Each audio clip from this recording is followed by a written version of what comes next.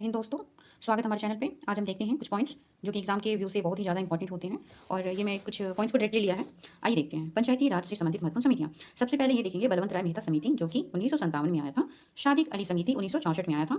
अशोक मेहता समिति 1977 में आया था। हनुमंत राव समिति 1983 में आया था। GV के राव समिति 1985 में आया था। LM सिंघवी समिति 1986 में आया था। PK थुंगन समिति 1988 में आया था। हम यहाँ देखते हैं कि अशोक समिति, यहाँ पे ध्यान देने वाली बात है कि अशोक मेहता समिति जो कि 1977 में आया था, तो साथ साथ यहाँ सेम डिजिट है। उसी प्रकार हम थुंगन समिति में देखेंगे कि 8 सेम है, तो इस तरह से हम थोड़ा सा क्लिक कर लेंगे ताकि एग्जाम में हमसे गलती ना हो। आइए देखते हैं अब दूसरा पॉइंट। कुछ महत्वपूर्ण विधेयक। सरकार विधेयक दो प्रकार के होते हैं, सरकारी और दूसरा गैर सरकारी विधेयक। सरकारी विधेयक वो विधेयक होता है जो मंत्रिमंडल के किसी सदस्य द्वारा लाया जा सकता है और किसी भी सदन में पेश किया जा सकता है, चाहे वो लोकसभा सदस्य हो या फिर राज्यसभा का। पारित होने की संभावना अधिक है। गैर सरकारी विधेयक ये मंत्रिमंडल के अतिरिक्त संसद के किसी भी व्यक्ति द्वारा प्रस्तुत किया जा सकता है और किसी भी सदन में भी लाया जा सकता है। पारित होने की संभावना नगण्य है, अर्थात इसकी पारित होने की पॉसिबिलिटी जो है बिल्कुल 0% है। अब तक केवल 14 गैर सरकारी विधेयक ही कानून बने हैं। आइए देखते हैं नेक्स्ट पॉइंट। प्रमुख बैंकिंग शब्दावली। देयता किसको कहते हैं? वह जो भविष्य में बैंक द्वारा वापस करना होता है। जैसे कि हम कुछ पैसे को डिपॉजिट कराते हैं तो वो बैंक एक सर्टेन टाइम के बाद हमें रिटर्न करता है। विभिन्न प्रकार की बचत, लघु बचत योजनाएं बैंक द्वारा लिया गया, ये सारी कुछ क्लिप है जो हमें देयता से संबंधित है। बैंक रेट किसको कहते हैं? कि RBI जिस रेट पर कमर्शियल बैंक को लॉन्ग टर्म के लिए ऋण देता है तो वो हमारा बैंक रेट होता है। और रेपो रेट जस्ट इसका रिवर्स हो जाता है। तो रेपो रेट वो होता है कि रेपो रेट वो रेट होता है जहां RBI जिस रेट से कमर्शियल बैंक को शॉर्ट टाइम्स के लिए ऋण उपलब्ध कराता है। अब जस्ट इसका उल्टा ये होता है कि रिवर्स रेपो रेट क्या होता है? वह दर जिसमें RBI वाणिज्य बैंकों से धन उधार ले लेता है उसको रिवर्स रेपो रेट कहते हैं। अब आता है नगद आरक्षित अनुपात, CRR जिसको हम कहते हैं। बैंकों द्वारा अपनी कुल जमा का कुछ हिस्सा RBI के पास रखना होता है, तो ये हमारा CRR होता है। उसी तरह से यहाँ पे हम देख सकते हैं वैधानिक तरलता अनुपात जिसको SLR कहते हैं। बैंकों द्वारा अपनी कुल जमा का कुछ हिस्सा अपने पास रखना या फिर रख लेना ही क्या कहलाता है? SLR कहलाता है। इस पॉइंट में हम देखते हैं कि दाचीगम राष्ट्रीय उद्यान जो है वो कहाँ है? जम्मू कश्मीर में है। पीन वैली कहाँ है? हिमाचल प्रदेश में है। पीन वैली तो याद रखिएगा, हिम मतलब आइस में पीन डालना, पीन वैली, ठीक है। दाचीगम तो आप जानते हैं कि जम्मू में ही है। फिर बांदीपुर याद रखिएगा कर्नाटक, यानी बांदी से मतलब बंदर समझ लीजिएगा और कर्नाटक से नाटक, तो बंदर हमेशा नाटक करते हैं, तो ऐसे याद रखेंगे कि बांदीपुर नेशनल उद्यान जो है वो हमारा कर्नाटक में है। बेतला नेशनल पार्क ये हम झारखंड में है जो कि आप जानते हैं।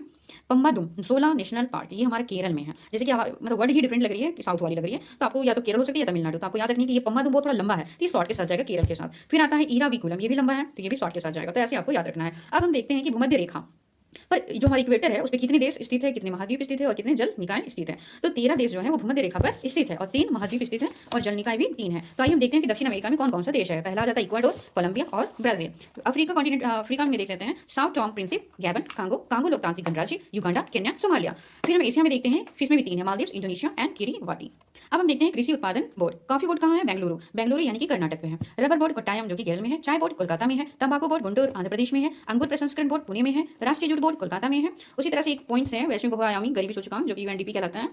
और ऑक्सफोर्ड गरीबी और मानव विकास पहल OPHI ने साल 2010 में इसको शुरू किया था। आइए देखते हैं नेक्स्ट पॉइंट। केंद्र सरकार की महत्वपूर्ण योजनाएं। सबसे पहले देखते हैं प्रधानमंत्री जनधन योजना। तो आपको याद होगा कि मोदी जी जब आए थे 2014 में, आते ही उन्होंने क्या किया था? प्रधानमंत्री जनधन योजना ले आया था। तो इसकी डेट पूछी जा रही है आजकल, तो इंपॉर्टेंट हो जाता है 28 अगस्त 2014। स्वच्छ भारत मिशन 2 अक्टूबर को आप जानते हैं कि स्वच्छता मिशन है ही, तो 2 अक्टूबर 2014 याद रखना है। फिर 2014 के 11 अक्टूबर में क्या हुआ था? सांसद आदर्श ग्राम योजना लाया गया था। फिर मिशन इंद्रधनुष, जैसे इंद्रधनुष के आगे मिशन लग जाता है तो ये टीकाकरण से संबंधित हो जाता है, तो ये हुआ था 25 दिसंबर 2014 को। फिर आता है हमारा प्रधानमंत्री सुरक्षा बीमा योजना जो कि 9 मई 2015 को आया था। डिजिटल इंडिया कब आया था? 1 जुलाई 2015 को। 1 जुलाई को हम शायद डॉक्टर दिवस भी मनाते हैं।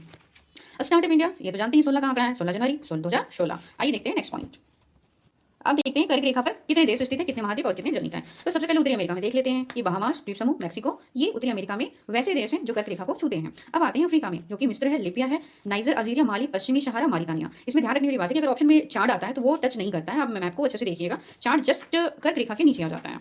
अब एशिया में देखते हैं कि ताइवान आ जाता है, चीन आ जाता है, म्यांमार आ जाता है, बांग्लादेश आ जाता है, भारत, ओमान, संयुक्त अरब अमीरात और सऊदी अरब आ जाता है। अब देखते हैं नेक्स्ट पॉइंट, विकास के आधार पर प्रदूषक के प्रकार। तो हम देख रहे हैं यहाँ पे 2 प्रकार के प्रदूषक हैं, पहला प्राथमिक, दूसरा द्वितीयक। प्राथमिक प्रदूषक उसको कहते हैं जो सीधे स्रोत से निर्मित होते हैं, उनका विकास रासायनिक प्रक्रिया से नहीं होता है, जैसे CO, CO2, NO2 और NO। द्वितीयक प्रदूषक में कौन कौन आते हैं? ऐसे प्रदूषक जो प्राथमिक जो पॉल्यूटेंट होते हैं उससे अभिक्रिया से निर्मित हो जाते हैं, उसको कहते हैं द्वितीयक प्रदूषक। जैसे कि पैन का फुल फॉर्म हो जाता है पैरोक्सी एसिटिल नाइट्रेट।